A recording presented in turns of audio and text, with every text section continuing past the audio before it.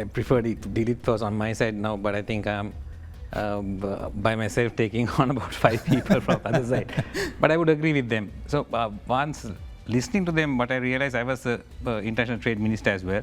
And we worked with them actually for the national export strategy. We worked along with the business and the economists and so forth. And we formulated a very good plan. But can you stay in power by doing that? So we stayed for about 3-4 years, and the government changed. The people wanted something else, and then, as he said, now do you have that talent in the ministries to run the country as they expected? I know it's a technical issue. They were talking about the monetary policy and the fiscal policy.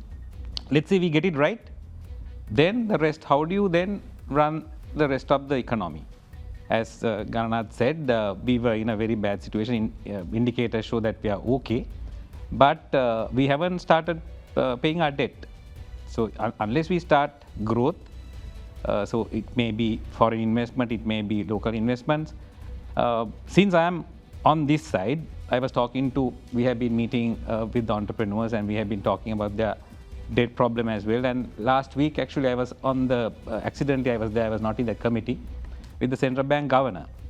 So they showed, we came out of this crisis with the help of the entrepreneurs. Yeah. They paid 30%, 25% interest rate they paid. So I asked the governor, so since they got us out of this problem, isn't it fair for us to give them a small push? Yeah.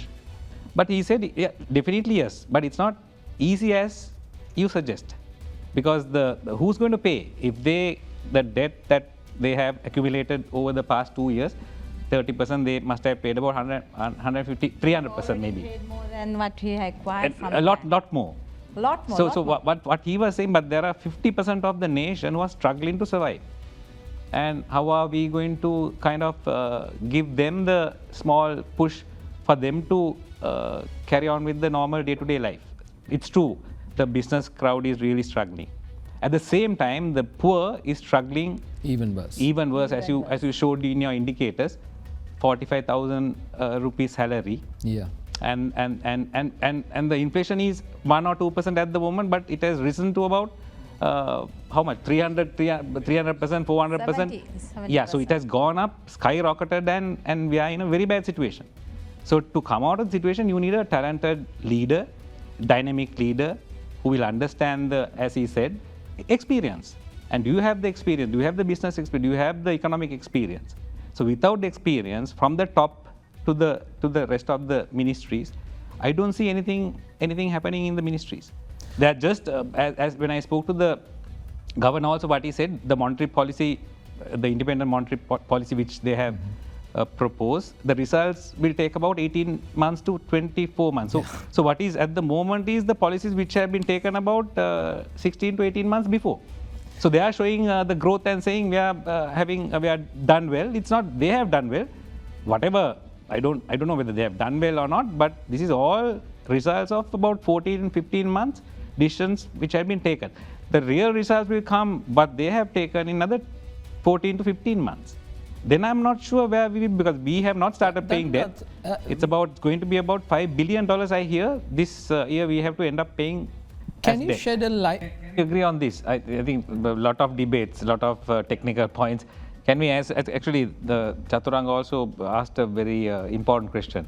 What are the 3 things? If you get into the basics, it's easy. We're talking about an extraordinary situation. You're talking about Corona, then you're talking about a collapse which we have never encountered in the history of Sri Lanka. So immaterial of those situations. In a normal situation, this is not the most normal situation. Even now. Yeah. Now government is doing something. What additionally government can do? I will actually not get into a political debate because I was also in a government, because I can see you all are very critical of these people, also very smart. No, I was actually fortunate to be in that committee on that day, and when you talk to them, they just like you, they also want the best for the country, and they take decisions thinking of the country. They don't have any personal agenda there. No. So we were in a very bad situation, no, whether we like it or not. For us to speak like this also, for the country to come to this situation, I don't know who did it.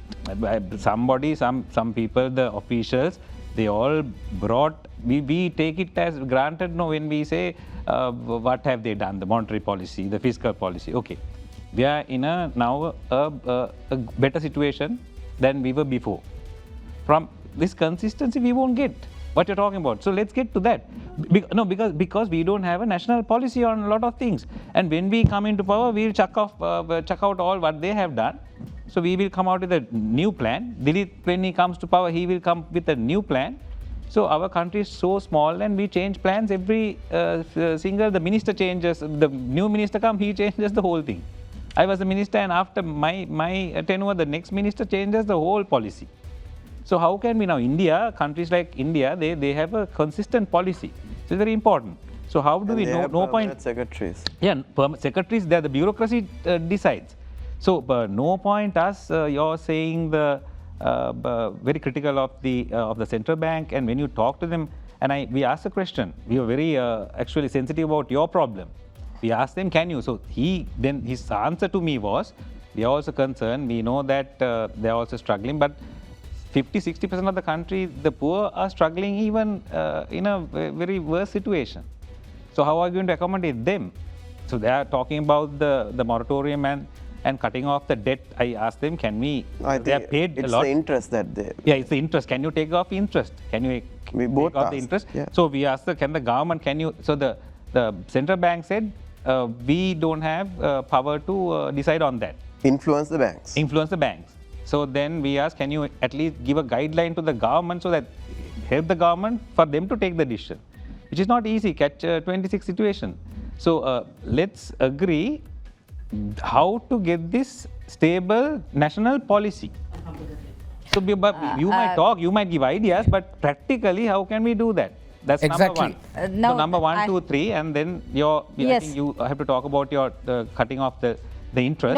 No, I feel, because I have met them a couple of times and I have been with Chaturanga also, and I want to be in the middle. It's easy to criticize. We were in a very bad situation, bankrupt country. So these decisions are not easy. So whatever decisions these officials have taken, they have brought us to as you said, indicators are okay. So they don't come automatically, no. So they had to take certain decisions. When you find a solution in one area, somebody suffers. So they suffered. So actually, to be fair by him, he asked that question in that committee. I'm not a member of that committee, but I was seated. So I asked the same question. How are we going to help them? Because they kind of brought us back to normal. The country actually, SMEs, they paid 30%. We kept alive. Then the central bank governor and the officials, they asked the question, who's going to pay for it? If we give them a sort of a rebate on the interest, it's the depositors who are going to pay for it. So how are we going to balance it? I had one question. Our banks, to my knowledge, Dilip might correct me if I'm wrong, asset rich. Our banks are asset rich because I don't know. Yeah, I don't know. rich. I don't know. Absolutely, Very true, because they have assets. Parat and all that, they sell these properties for a very, very minimal amount. From my legal background, the knowledge I have, I'm not sure. I think I have to be fair by the banks. So I said, aren't the banks asset rich? They have to be asset rich also. That's why Sri Lanka is also actually, when we had the credit crisis all over the world, we didn't fall because the banks were asset rich. So he said, they are not asset rich. They sell for the market price, the property, which is not true. So how can we help them? Because a couple of companies, like top companies, I know they were paying 50 million interest rate. They end up paying 150 million. It's impossible. It's easy for us to pass the buck on to somebody if I had to pay. So where are we going to be? We can't be so critical. These policies, these people also take policies. There's a knowledgeable crowd when they take these policy decisions. And they have taken the decision, and we are overall, everybody agree that from the dark period we are somewhere. I wish them well, but again the same, I think the criticism comes, and I had a personal, as he said, put me in jail. I had to go to Supreme Court, I had to go to Court of Appeal just to prove that my vehicle was brought from Toyota Lanka, registered by Toyota Lanka. But I didn't mean that you shouldn't put him in jail for that. I said don't give much publicity. I'm just saying, I'm not going to touch on that. just that I have to say, I agree with him. And as they said, they don't see the optimism. I think easier lone wolf I'm wandering. in the government, because if you take, they react to the reaction from the general public. Even the vehicles, then they say they are bringing the vehicles, and then they see the reaction, and then they reverse, then they come, and even the rice prices. Are you talking about the government? Government, Yes. the simple things. I'm wondering whether they have that clarity in the government.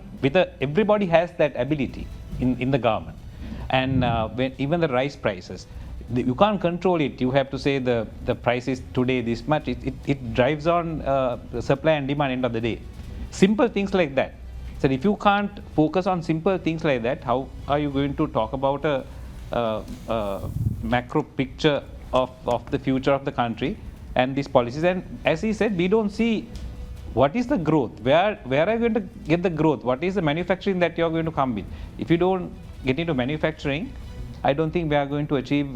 We can have plans. Every government has plans. So when they come into, even Gotabaya Rajapaksa, I can remember, all these plans were there when he came in also.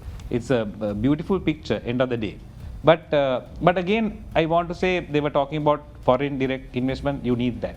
Tourism, maybe backpackers are coming, but still they are good. We need that. I think overall, we need the fisheries, the education, and SOEs. I heard that the private medical colleges, they are not going to allow private medical. I don't know what is the policy, real policy. SOEs, they say, President said, we are not in favor of privatizing them. Then he says, all of a sudden comes and says, no, we might, stock market and a little bit of liberalization. We don't know exactly. So they are also touching on the response from the general public, because they belong to a different, Chaturanga belongs to a different policy. The president comes from a different background. Chaturanga is NPP, president Yeah, is JVP. so it's very clear. So what do they? The privatization, the Air Lanka is not being privatized. They hold that. And where is your policy? How do you go with the rest of the world? Open economy, less government involvement, more privatization. Privatization always drives the economy, whether you like it or not. If it's your personal, if it's a government vehicle, even you don't maintain it, and that's the crux of it. So we don't actually see the exact policy, the growth, where it's coming from, and it's kind of bleak at the moment for me.